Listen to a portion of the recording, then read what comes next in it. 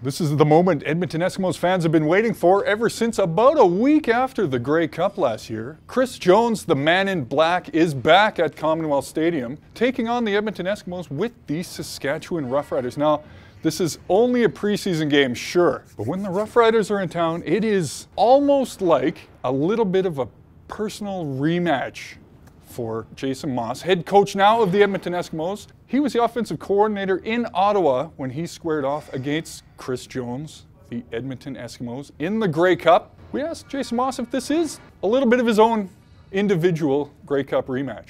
I'm not ever worried about the coach we face other than, the coordinator matchup.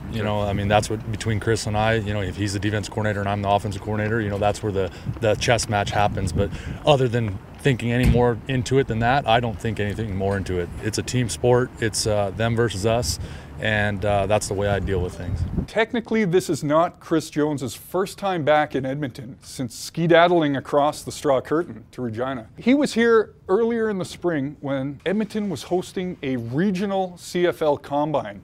We asked to speak with him then, but of course, this is the head coach who, for the last 2 years, got to know every in and out in Commonwealth Stadium. He was able to slither away from us that time, but we managed to track him down this time.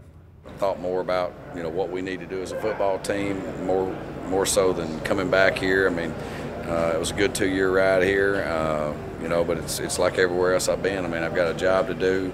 They hired me for a reason, and that's where my focus is. It's been a good training camp. It's been very fast. We're very athletic. We got a bunch of guys that have never played together, so we're still, feeling each other out and, knowing who each other really are. And there's a lot, especially defensively, there's a lot of new faces. And so, again, we got some work to do. Me and Jason have known each other for years, and Jason's an outstanding football coach. He's going to have his group prepared, and, we just want to show up and do our job and have fun while we do it.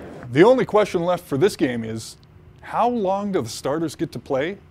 And how much of these depth guys do the Eskimos coaches still have to look at and evaluate before Sunday's final round of cuts across the league?